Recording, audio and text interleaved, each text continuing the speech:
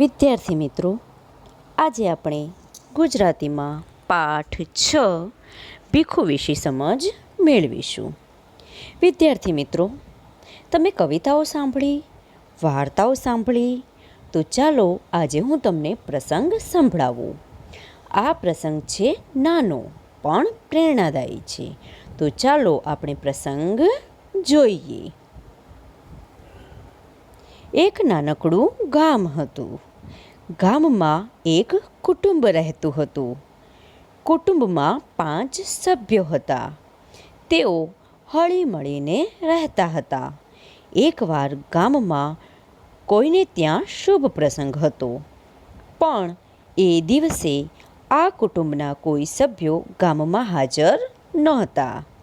2 દિવસ પછી આ કુટુંબના સભ્યો બહાર ગામથી પોતાને ગામ આવ્યા. ગામમાં જેને ત્યાં શુભ પ્રસંગ હતો, તેમણે આ કુટુંબના સભ્યોને ત્યાં મીઠાઈ મોકલી. મીઠાઈમાં 4 લાડુ આપ્યા, પણ કુટુંબના સભ્યોની સંખ્યા 5 હતી. લાડુ વહેંચવા કઈ રીતે? એટલે આ કુટુંબની એક વ્યક્તિએ કહ્યું, મને લાડુ પસંદ નથી, તમે ચારેય એક લાડુ લઈ લો અને ખાઓ. ખરેખર આ વ્યક્તિને લાડુ પસંદ હતા, છતાં ના પાડી અને કુટુંબના સભ્યોને આપી દીધા. શું વિદ્યાર્થી મિત્રો, તમે કહી શકો કે આ કોણ હશે? સાચું છે, આ માં જ હોય. એટલે જ કહેવાયું છે કે માં એટલે માં ને બીજા વગડાના વા. હવે આ થયો પ્રસંગ. હવે આપણે આ પાઠના લેખક ગૌરીશંકર જોશીનો પરિચય મેળવીશું. ગૌરીશંકર જોશીનું પૂરું નામ છે ગૌરીશંકર ગોવર્ધનરામ જોશી અને તેઓનું ઉપનામ છે ધૂમકેતુ. ધૂમકેતુના નામથી તે ઓળખાય છે. તેમનો જન્મ છે ઈસવીસન 1892 અને મૃત્યુ છે 1965. ધૂમકેતુનો જન્મ ગોંડલ પાસેના વીરપુર ગામમાં થયો હતો. ગુજરાતી સાહિત્યમાં ટૂંકી વાર્તાના ક્ષેત્રે ધૂમકેતુનું પ્રદાન વિશેષ જાણીતું છે. તણખા મંડળના 4 ભાગ ઉપરાંત બીજા 20 જેટલા વાર્તા સંગ્રહો તેમણે આપ્યા છે. પોસ્ટ ઓફિસ, ભૈયા દાદા, રજપૂતાણી, એક ટૂંકી મુસાફરી, જીવનનું પ્રભાત, પૃથ્વી અને સ્વર્ગ, હૃદય પલટો, આત્માના આંસુ વગેરે તેમની પ્રખ્યાત ટૂંકી વાર્તાઓ છે. વિદ્યાર્થી મિત્રો, લેખક ગૌરીશંકર જોશી એટલે ધૂમકેતુએ લખેલી વાર્તા ભીખુ જોઈએ, જેમાં ભીખુ પણ પોતાના નાના ભાઈ ભાંડુ પ્રત્યે એક માતા જેવો પ્રેમ રાખે છે. હવે પાઠની પૂર્વ સમજ આપું હું તમને. ભીખુ ભીખ માગીને પોતાનું તેમજ પોતાના કુટુંબનું ભરણ પોષણ કરનાર નાનકડો છોકરો છે. તે પાત્રનું આલેખન હૃદયસ્પર્શી બન્યું છે. વહેંચીને ખાવું, પોતે વેઠીને પણ મા ભાઈ ભાંડુનો વિશેષ ખ્યાલ રાખવો, તેવું વલણ તેનામાં સહજ રીતે લાગણીના સ્વરૂપે વહેતું જોવા મળે છે. ભીખુએ જલેબી પણ ખાધી નહોતી કે દાળિયા પણ ખાધા નહોતા, પરંતુ ભાઈ ભાંડુને ખાવા મળે એ હેતુથી મા પાસે અસત્ય બોલે છે કે પોતે ધરાઈને ખાધું છે. ભીખુના અંતરની આ અમેરાત તેના દિલની લાગણી એના વર્તનમાં જે રીતે પ્રતિબિંબિત થયેલી લેખકે બતાવી છે, તે સમગ્ર ઘટના સરસ આલેખન પામી છે. તો હવે આપણે પાઠની વાંચન સાથે સમજૂતી મેળવીશું અને હું તમને વચ્ચે વચ્ચે અઘરા શબ્દની સમજૂતી પણ આપતી રહીશ. ચલો, પાઠ 6 ભીખુ. લેખક છે ગૌરીશંકર ગોવર્ધનરામ જોશી. ધૂમકેતુ. વાંચન સાથે સમજૂતી. સાંજના 7 થવા આવ્યા હતા અને ઊંચે ચડેલા મિલના ધુમાડા નીચે ઉતરીને વીજળીની રોશનીને ઝાંખી કરી રહ્યા હતા. મોટર, ગાડી, સાયકલ અને માણસોના ઠઠારાથી બજાર ભરચક હતું. અકસ્માતથી બચવા માટે હું એટલે લેખક પોતે ફૂટપાથ પર ચાલતો હતો. એક કંગાલ પર ઇતને રહમ કરો. દર્દથી બોલાયેલા શબ્દોએ પગને આગળ જતા થંભાવ્યા. પાછા ફરીને જોયું તો હું 3 દરવાજા પાસે ઊભો હતો. ફરી એ જ શબ્દો સંભળાયા. મેં ડોકું જરાક ખેંચ્યું તો દરવાજા વચ્ચેની સાંકડી કમાનમાં એક અત્યંત કંગાળ સ્ત્રી બેઠી હતી. એટલી વારમાં તો મને રસ્તા વચ્ચે ઊભેલો જોઈને કેટલાક માણસો ધક્કા મારીને આગળ ચાલ્યા ગયા હતા. 3 દરવાજા એટલે આપણે ભદ્રથી આગળ જઈને છીએ ને 3 દરવાજા એની વાત કરીએ છીએ. અઘરા શબ્દોની સમજૂતી. રોશની એટલે પ્રકાશ, ઠઠારો એટલે પ્રભાવિત કરવા માટેનો દેખાવ. ફૂટપાથ શબ્દ સમૂહ છે રોડની બાજુમાં ચાલવાની પગથી. કંગાલ એટલે સાવ ગરીબ. રહમ એટલે દયા. કમાન એટલે ધનુષ્ય જેવા વળાંકવાળી રચના. આગળ સમજૂતી જોઈએ પાઠની. એવામાં વચ્ચેના સરિયામ માર્ગ પર એક નાના છોકરાને રસ્તો ઓળંગતા મોટરના મોંમાં મૃત્યુના મુખમાં જતો જોઈ મારી રાડ ફાટી ગઈ. સહજ જ એ તરફ હું દોડ્યો, પણ તે પહેલાં તો શોફરે અત્યંત ચાલાકીથી છોકરાને ઉગારી લીધો અને તેની મા આગળ વધીને હાંફળી ફાંફળી દોડતી હતી તેના તરફ એક ઠપકા ભરીને નજર નાખી હોર્ન વગાડી મોટર આગળ ચલાવી મૂકી. હું પાછો હટ્યો. ત્યાં એક જણા સાથે ભટકાયો. માફ કરજો માસ્તર કહીને એક જણો ભટકાતો ચાલ્યો ગયો ને એટલામાં તો પેલી કંગાળ સ્ત્રીના એના એ શબ્દો ત્રીજી વખત સંભળાયા. એક કંગાલ પર ઇતને રહમ કરો.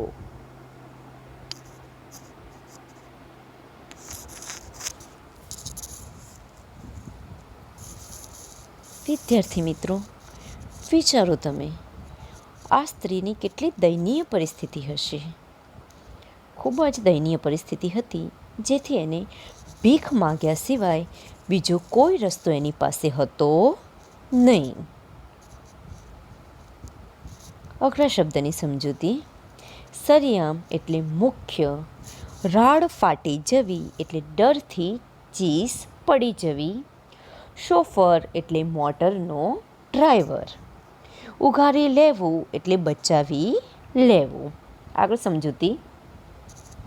એ સ્ત્રી બેઠી હતી તે ખૂણામાં અંધારામાં મેં નજર ફેરવી. તેના પગ પાસે ઉઘાડે શરીરે 3 છોકરા સૂતા હતા ને તેના ખોળામાં એક નાનો બચ્ચું દયામણો મોં રાખીને આવનાર જનારની સામે જોયા કરતું હતું. બાઈ અશક્ત હતી ને ગરીબી તેના પર અસહ્ય જુલમ કરી રહી હતી. ઊંડા ખાડા જેવી આંખોમાંથી તેજ પરવારી રહ્યું હતું. પોતે છોકરા માટે જ જીવનદોરી લંબાવતી હોય એમ એના મોં પરથી દેખાતું હતું. મારો હાથ એકદમ કોટના ખિસ્સામાં પડ્યો. એ ખિસ્સાએ 2 કલાક પહેલાં જ કલદાર રાણીછાપના રૂપિયા સાથે ભદ્રમાંથી શહેર તરફ મુસાફરી કરી હતી, પણ અત્યારે તે ભોંઠો પડ્યો. માત્ર 3 પૈસા જ હાથે ચડ્યા. 9 આના સિનેમાએ ને રોકડા 6.25 આના હોટલે ઉપાડી લીધા હતા. સાધારણ માણસોના આવા તદ્દન સામાન્ય વિલાસમાંથી પણ ઘણા જણ પોષી શકાય તેમ છે. અઘરા શબ્દ. નજર ફેરવવી એટલે ધ્યાનથી જોવું. દયામણું એટલે દયા ઉપજે તેવું શબ્દ સમૂહ કહી શકાય. જુલમ એટલે ત્રાસ. જીવન દોરી એટલે આયુષ્ય. કલદાર એટલે રણકે તેવો ચાંદીનો સિક્કો. રાણીછાપ એટલે ઇંગ્લેન્ડની રાણી વિક્ટોરિયાની છાપવાળો સિક્કો. એના પછી પાઠની આગળ સમજૂતી મેળવીએ. એ પસાર થઈ જતા વિચારની સાથે હાથ ખિસ્સામાંથી બહાર આવ્યો. 3 પૈસા પેલી બાઈના હાથમાં પડ્યા ને પૈસાના ખખડાટથી જાગેલું એક છોકરું મને ફરી સતાવે તે પહેલાં જ હું દૂર થઈ ગયો. પણ અનાયાસે જ છોકરાના શબ્દો કાન પર પડ્યા. માં, કંઈ ખાવાનું છે? શું છે? લાવ જોઉં. અનાયાસે એટલે પ્રયત્ન વગર. ખાવાનું તો ભાઈ લાવે ત્યારે, પણ એ ગયો ક્યાં? ક્યારનો ગયો છે? પાછળથી લારીવાળાનો હટો ભાઈ હટોનો અવાજ આવતા હું એક તરફ ખસ્યો ને શિંગોડાવાળાના એક જ જાતના સ્વરોની વચ્ચે થઈ પગથી પર ચડી ગયો. ફૂલોની છાબડીઓ પર, નાળિયેર પર, સાબુ પર, ગોળ પર એમ અનેક પદાર્થો પર ફરતી દ્રષ્ટિ સામેના રસ્તા પર મીઠાઈની 2 દુકાનો છે તેની પર આગળ જામેલી લોકોની ઠઠ તરફ ખેંચાઈ. કંઈક તહેવાર હતો ને બંને દુકાનદારોએ રોશની કરી હતી. મારા પગલાં સહજ તે તરફ વળ્યા. દુકાનમાં ગોઠવેલી મીઠાઈને જોવા માટે ઘણા ખરા ઊભા હતા. કેટલીક પારસી બાઈઓ મીઠાઈની ખરીદી કરતી હતી, પણ સૌથી દૂર ખૂણામાં એક નાનો 10-12 વર્ષનો છોકરો અત્યંત તૃષ્ણાથી અનિમેષ દ્રષ્ટિથી મીઠાઈના થાળ તરફ, ખાસ કરીને સૌથી આગળ પડેલા જલેબીના ચકચકિત કૂંચડાઓ તરફ જોઈ રહ્યો હતો. અચાનક મેં એને જોયો. ભક્તિભાવથી જાણે એની દ્રષ્ટિ ત્યાં ચોંટી રહી હતી. અઘરા શબ્દ. ઠઠ એટલે ભીડ, તૃષ્ણા એટલે ઈચ્છા, અનિમેષ શબ્દ સમૂહ છે મટકું માર્યા વિના. આગળ સમજૂતી. એના અંગ પર એકે સારું લુગડું ન હતું કે એના ચહેરા પર આશા, નિરાશા કેવા કોઈ જાતના ભાવ ન હતા. હું ધીમેથી ગોળ ચકરાઓ ખાઈ પેલા છોકરાની પડખે પણ જરા દૂર અંધારામાં જઈને ઊભો ને એના તરફ નજર ઠેરવી. તે શાંત લીન બનીને જલેબી નીરખી રહ્યો હતો. અઘરા શબ્દ. અંગ એટલે શરીર, લુગડું એટલે કપડું, લીન એટલે મશગુલ. આગળ સમજૂતી વાંચન સાથે. એની આ સમાધિથી આકર્ષાયેલા એક જુવાને મારા તરફ જોઈને હાસ્ય કર્યું, પણ મારા તરફથી કશો જવાબ ન મળતા તે દુકાન તરફ વળ્યો. પાછળ જલેબીનું પડીકું બંધાવ્યું ને તેમાંથી એકાદ કાઢીને ખાતો ખાતો પેલા છોકરા પાસેથી પસાર થયો. અડધી આશામાં, અડધી ઘેલછામાં પેલા છોકરાએ જરાક હથેળી લંબાવી. સુગંધ લઈ શકાય એટલે નજીકથી પડીકાવાળા જુવાન સાથે જલેબીને પસાર થતી જોઈ તેનું મોં પાણી પાણી થઈ ગયું. તે પગના અંગૂઠા પર જરાક ઊભો થયો, નીચો થયો, ફરી શરીર ઊંચક્યું અને તરત જ નીચો થઈ પોતાનો ભોંઠો પડેલો હાથ તેણે પોતાના લગર વગર કંગાલ પહેરણમાં છુપાવી દીધો. અઘરા શબ્દો. સમાધિ એટલે ઊંડું ધ્યાન, પાશેર એટલે 125 ગ્રામ, ઘેલછા એટલે ધૂન, મોં પાણી પાણી થઈ જવું રૂઢિપ્રયોગ છે. ખાવાની ખૂબ ઈચ્છા થવી રૂઢિપ્રયોગ. ભોંઠા પડવું એટલે ઝંખવાણા પડવું અને લગર વગર એટલે ચિંથરે હાલ. વિદ્યાર્થી મિત્રો, તમને એક સવાલ થાય છે કે લેખક આ છોકરાને કેમ જોઈ રહ્યા હશે? તો ચાલો આગળ જોઈએ. પાછળથી મોટરના ભૂંગળાનો અવાજ થયો. આગળથી "એય, આંખ પણ નથી કે શું?" એમ કોઈ પારસી બાનુની સાથે આવેલા પટાવાળાએ ધમકાવ્યો ને પેલા ઊભેલા કોઈએ "જા જા જા, અહીં કેમ ઊભો છે? તારે શું લેવાનું છે? તારે શું લેવાનું હોય?" એમ કહીને તેને ધિક્કાર્યો. બધા વેગને દાબતો હોય તેમ તે ધીમે દ્રઢ પગલે પાછો હટ્યો. એકદમ દુકાન પરથી નજર ખેંચી લીધી ને અત્યંત આર્ત સ્વરે ફિક્કા હાસ્ય સાથે બોલ્યો, "હા ભાઈ, સાચું, હું સવારનો ભૂખ્યો છું, પણ મારે ભિખારીને શું લેવાનું હોય?" તેણે જોરથી મુઠ્ઠી વાળી અંદર ખખડેલા પૈસાનો અવાજ સ્પષ્ટ સંભળાયો. એક પણ દ્રષ્ટિ પાછળ ફેંક્યા વગર તે ચાલ્યો ગયો. અઘરા શબ્દો. બાનું એટલે મહિલા અથવા સારા ઘરની સ્ત્રી. દ્રઢ એટલે મક્કમ. આર્ત સ્વર એટલે દુઃખ ભર્યો અવાજ. આગળ સમજૂતી મેળવીએ. આ ભિખારી એક દુકાને ઊભો રહી 6 પૈસાના દાળિયા ચોખાવતો હતો. અચાનક મને પેલી સ્ત્રીના શબ્દો યાદ આવ્યા. અરે, કદાચ એ દરવાજાની સાંકળી નેળમાં સડતા કુટુંબનો આ છોકરો સ્તંભ હશે.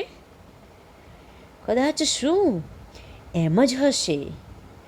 સામેની જ દુકાને નીચે બેસીને ધૂળમાં પોતાનું ચીંથરું પાથરી તેમાં એ દાળિયા બાંધી રહ્યો હતો. તેણે એક મુઠ્ઠી તેમાંથી ભરી. વીજળીના પ્રકાશમાં એ મુઠ્ઠીને અધ્ધર જતી મેં જોઈ અને એણે ઝડપી લેવા આતુર મોં પહોળું થતું જોયું. અઘરા શબ્દ. નેળ એટલે સાંકડો રસ્તો, સ્તંભ એટલે થાંભલો અથવા આધાર. ચીંથરું શબ્દ સમૂહ છે ફાટેલા કપડાનો નાનો ટુકડો. મિત્રો, અત્યારે બાળકો મમ્મી પપ્પા પાસે ચોકલેટ, આઈસ્ક્રીમ વગેરે ખાવાની વસ્તુઓ મેળવીને જ રહે છે, પરંતુ ભીખુ જેવા ઘણા બાળકોને એવી કોઈ વસ્તુ મળતી નથી. આપણા દેશમાં એવા કેટલાય બાળકો છે જે ભૂખ્યા સૂવે છે. આગળ સમજૂતી. મારી નજરે પેલા ભિખારીના મોંને બંધ થઈને નીચે આવતું જોયું. તેનું વદન કરમાઈ ગયું હતું ને તેણે ભરેલી દાળિયાની મુઠ્ઠી એમને એમ ચીંથરામાં પેસી જતી હતી. ભૂખનો દુઃખ ગળી જઈને ચીંથરું વીંટાળી તે 3 દરવાજા તરફ ગયો.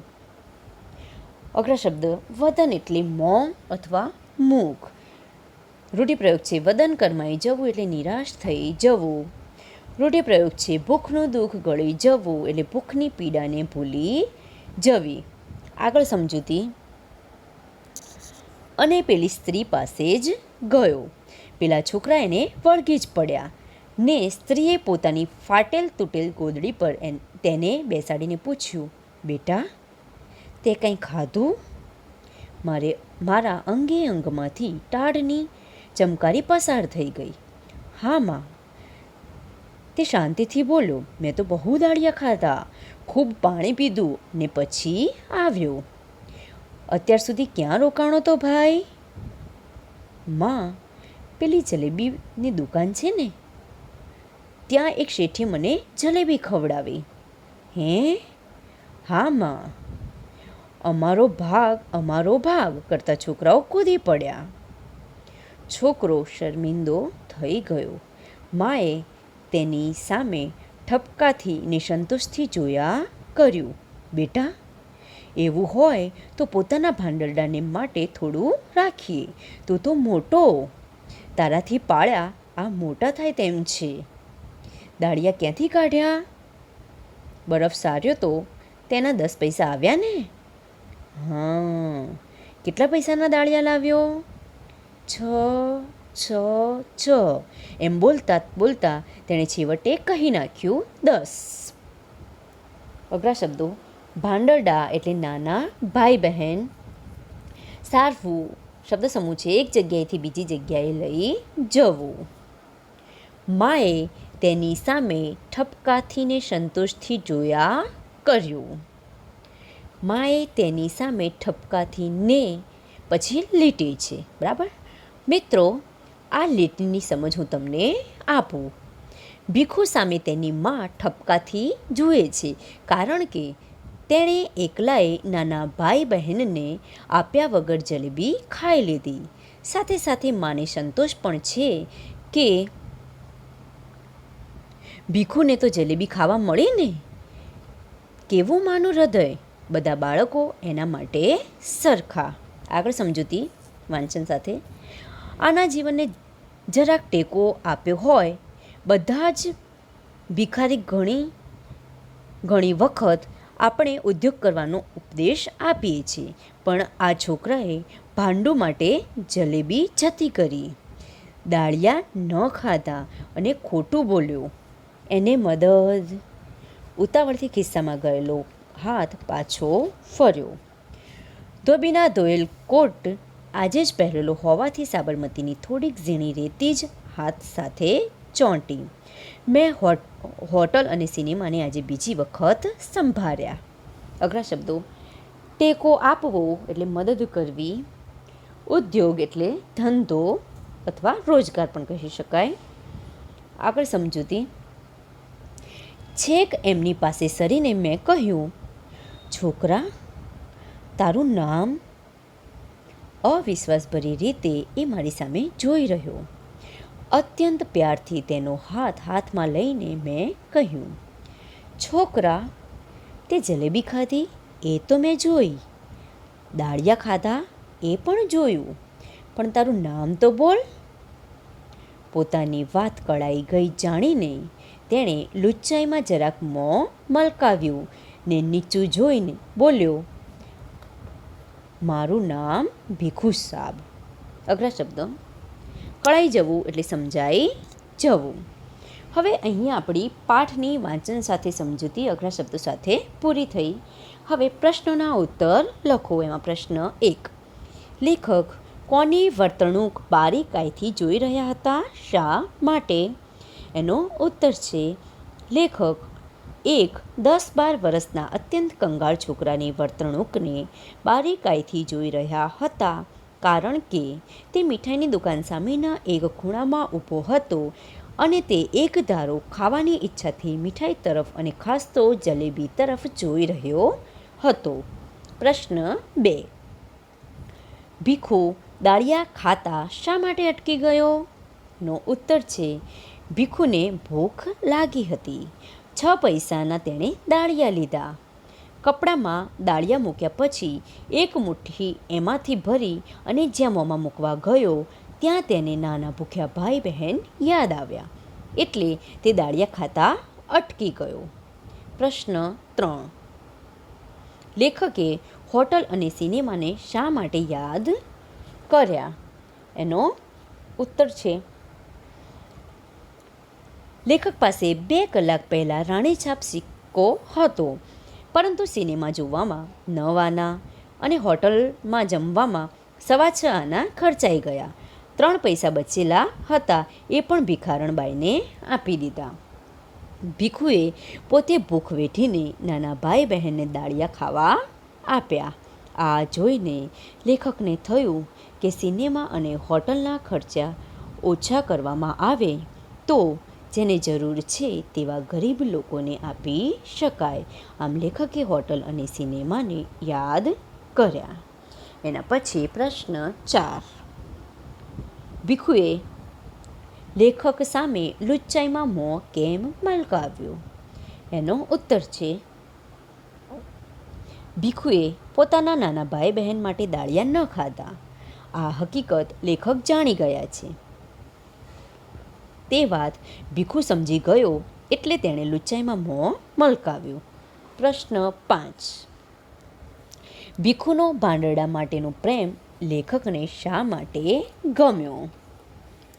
ઉત્તર છે, ભીખુએ ખરીદેલા દાળિયામાંથી એ ખાવા ગયો ત્યાં પોતાના ભાઈ બહેન યાદ આવતા તેણે ખાધા નહીં. મા આગળ પણ ખોટું બોલ્યો અને પોતે જલેબી ખાવાની ખોટી વાત કરી. આમ પોતે ભૂખ્યો રહ્યો અને ભાઈ બહેનને ખવડાવ્યું.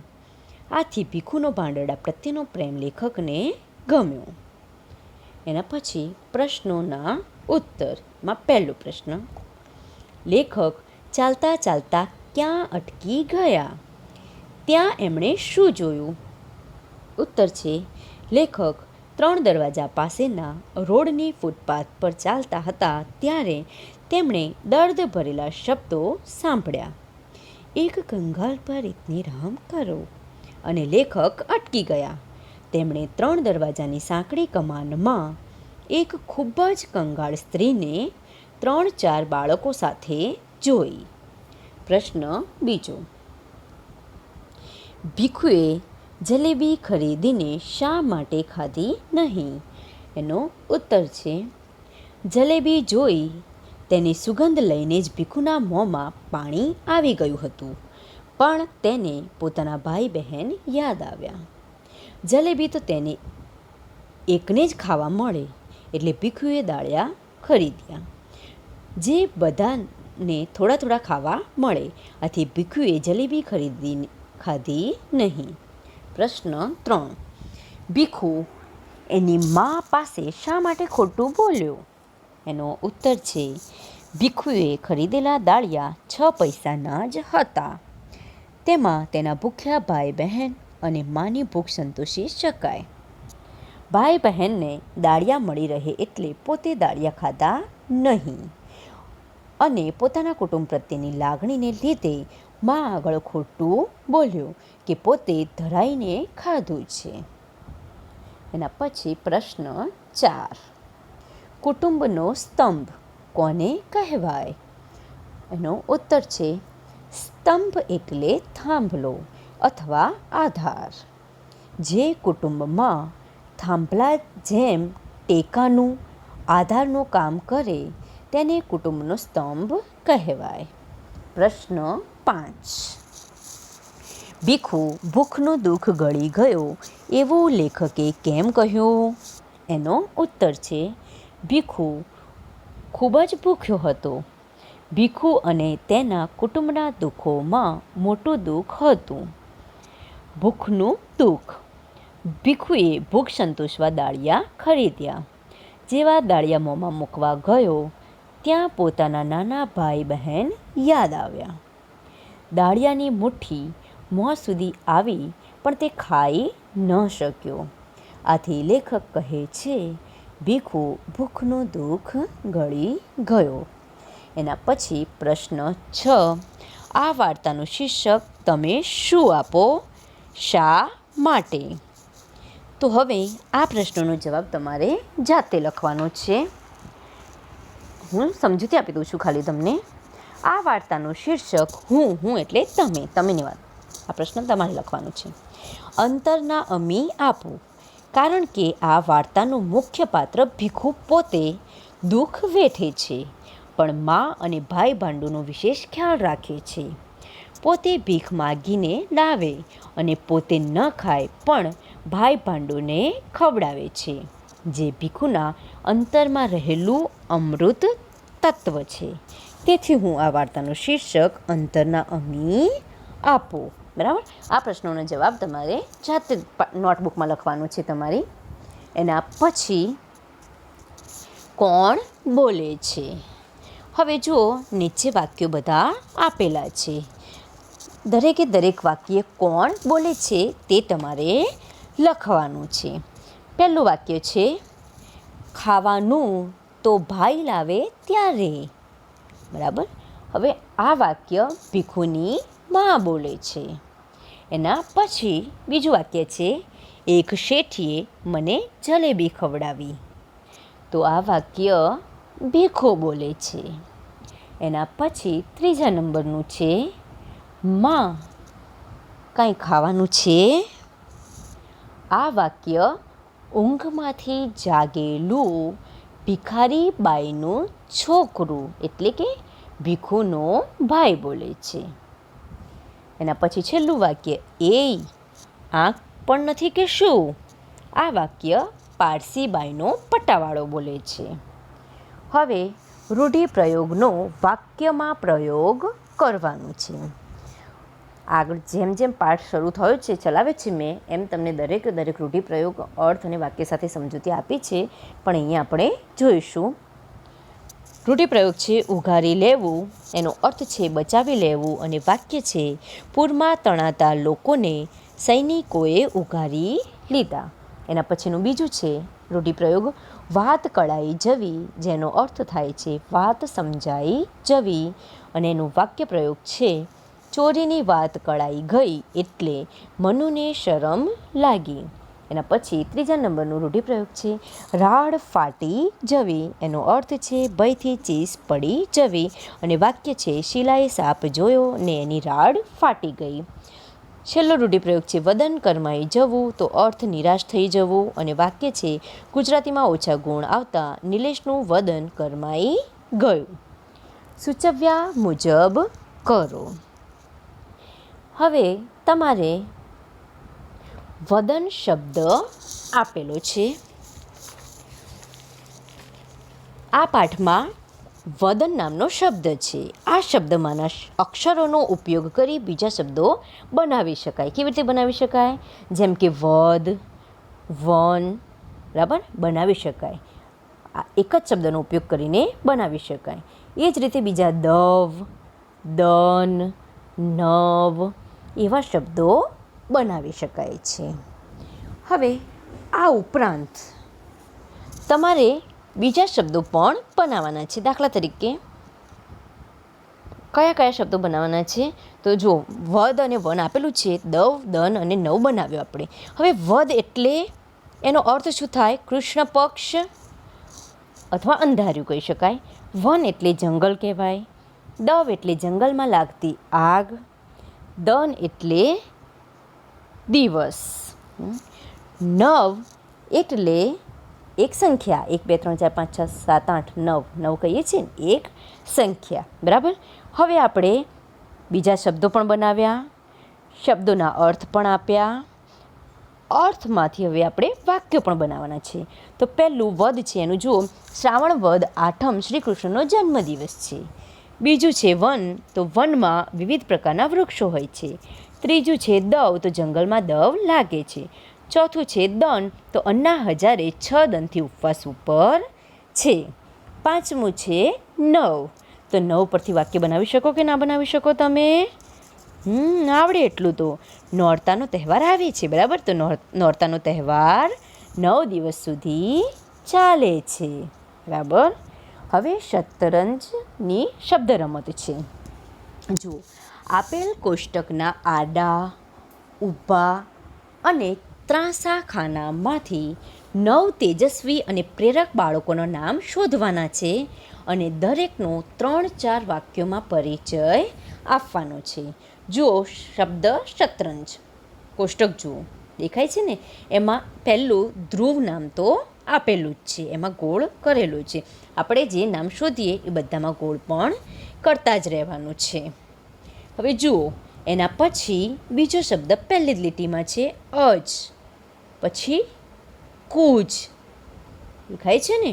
દરેકે દરેક જગ્યાએ આપણે પાછળથી ગોળ રાઉન્ડ તો કરવાના જ છે, બરાબર. એના પછી અજનો અ લઈને બન્યું છે ત્રાસમાં, જુઓ, અભિમન્યુ, બરાબર. એના પછી જુઓ, અજ ઉપર રાઉન્ડ કર્યું, કુશ ઉપર, અભિમન્યુ ઉપર, બધા પર રાઉન્ડ કર્યા છે. છેલ્લી બે લીટી જુઓ, છેલ્લી બે લીટીમાં, છેલ્લેથી ઉપરની લીટીમાં નચિકેતા અને છેલ્લી લીટીમાં ઉપમન્યુ આપેલું છે, બરાબર. હવે નચિકેતાનો ન લઈને નરેન્દ્ર બનાવવાનું છે, રાઉન્ડ કરતા જ રહેવાનું છે દરેકે દરેક જગ્યાએ, બરાબર. અને છેલ્લે જુઓ આરુણી અને નીચે લવ, બરાબર. આ પ્રેરક બાળકોના નામ આપણે શોધી દીધા છે. હવે આ દરેકે દરેક બાળકનો આપણે 3-4 વાક્યોમાં પરિચય આપવાનો છે. તો પહેલાં આપણે ધ્રુવનો પરિચય આપીશું. ધ્રુવ રાજા ઉત્તાનપદ અને તેની અણમાનીતી રાણી સુનીતિનો પુત્ર હતો. 5 વર્ષનો હતો ત્યારે રાજાની માનીતી રાણીએ તેનું અપમાન કર્યું અને પિતાના ખોળામાં બેસવા ન દીધો. આથી તે જંગલમાં ગયો અને ઘોર તપ કરી ભગવાન વિષ્ણુને પ્રસન્ન કર્યા. એના પછી બીજું છે અજ. અજ સૂર્યવંશી રાજા રઘુનો પુત્ર હતો. તેની રાણીનું નામ ઇન્દુમતી હતું. આકાશ માર્ગે જતા નારદની વીણા પરથી ફૂલોનો હાર ઇન્દુમતી ઉપર પડતા તેનું અવસાન થયું હતું. ત્યારે અજ રાજાએ વિલાપ કર્યો હતો. એના પછી કુશ. કુશને તો જાણો તમે તો કુશને. કુશ અયોધ્યાના રાજા રામનો મોટો પુત્ર હતો. તેનો જન્મ વાલ્મીકી ઋષિના આશ્રમમાં થયો હતો. રામે અશ્વમેધ યજ્ઞ શરૂ કર્યો ત્યારે પોતાના ભાઈ લવ સાથે મળીને યજ્ઞના ઘોડાને પકડી રામની સેનાને પડકારી હતી. તેણે મોટા થઈ કુશાવતી નગરીની સ્થાપના કરી હોવાનું મનાય છે. એના પછી ચોથો છે અભિમન્યુ. સુભદ્રા અને અર્જુનનો પુત્ર એ અભિમન્યુ તે શ્રી કૃષ્ણનો ભાણેજ હતો. મહાભારતના યુદ્ધમાં 13 દિવસ સુધી બરાબર ઝઝૂમ્યો હતો. કૌરવોએ ગોઠવેલા ચક્રવ્યૂહમાં તે ફસાઈ ગયો. કૌરવોએ અન્યાયથી તેનો વધ કર્યો. એના પછી પાંચમું છે નચિકેતા. ગૌતમ ઋષિના ગોત્રમાં થયેલા આરુણી એટલે કે ઉદ્દાલક ઋષિનો પુત્ર નચિકેતા હતો. પિતાએ યજ્ઞમાં ગાયો દાનમાં આપી ત્યારે તેણે પિતાને પૂછ્યું, તમે મને કોને દાનમાં આપો છો? આથી પિતાએ ગુસ્સામાં કહ્યું, યમને. નચિકેતા યમ પાસે ગયો. યમરાજ નચિકેતા પર પ્રસન્ન થયા. તેમણે નચિકેતાને 3 વરદાન આપ્યા. એના પછી છઠ્ઠું છે આરુણી. આરુણી ગુરુ આજ્ઞામાં પાલન કરનાર હતો. ગુરુએ તેને ખેતરમાં પાણી રોકવા પાળો બાંધવાનું કામ સોંપ્યું હતું. પાણી જોરમાં આવવાથી પાળો તૂટી ગયો. આથી પોતે જ ત્યાં આડો સૂઈ ગયો અને પાણી રોકી રાખ્યું. ગુરુએ તેને શાબાશી આપી. પાછળથી તે ઉદ્દાલક તરીકે પ્રસિદ્ધ થયો. હવે ચોથું છે લવ. લવ રામ અને સીતાનો નાનો પુત્ર હતો. તેનો જન્મ વાલ્મીકી ઋષિના આશ્રમમાં થયો હતો. લવ કુશ બંને ભાઈઓ હતા. તેમણે રામના અશ્વમેઘ યજ્ઞના ઘોડાને રોકી રામની સેનાને લલકારી હતી. 8મું નરેન્દ્ર અને 9મું ઉપમન્યુ. એ બંને તમારે તમારી જાતે લખવાના છે. હું તમને માહિતી આપી દઉં છું ખાલી. તો નરેન્દ્ર, 8મું નરેન્દ્ર છે, એના વિશે સમજૂતી આપું. સ્વામી વિવેકાનંદનું બાળપણનું નામ નરેન્દ્ર હતું. નાનપણથી જ તેઓ તેજસ્વી, બુદ્ધિમાન તેમજ શક્તિશાળી હતા. તેમણે એક શક્તિશાળી આખલાને 2 શિંગડા પકડી પછાડ્યો હતો. રામકૃષ્ણ પરમહંસના શિષ્ય બન્યા પછી પરમહંસે તેમને વિવેકાનંદ નામ આપ્યું. દરિદ્ર નારાયણની સેવા તેમનો જીવન મંત્ર હતો. હવે છે 9મું ઉપમન્યુ. ઉપમન્યુ ધૌમ્ય ઋષિનો શિષ્ય હતો. તેને આશ્રમની ગાયો ચારવાનું કામ સોંપ્યું હતું. આકડાનું દૂધ આંખમાં પડવાથી તે આંધળો થતાં કૂવામાં પડ્યો. ગુરુએ તેને કૂવામાંથી બહાર કાઢ્યો હતો. અશ્વિની કુમારોની કૃપાથી તે ફરીથી દેખતો થયો હતો. ફરીથી જોવા લાગ્યો હતો. બરાબર. હવે આ થઈ તમારા પાઠની સંપૂર્ણ સમજ. તમારે આ પાઠમાં સૌથી પહેલાં હું તમને જે ફોટો પાડીને મોકલું એ શબ્દાર્થ લખવાના છે. ત્યારબાદ આ પાઠનો અભ્યાસ અને સ્વાધ્યાય લખવાનું છે.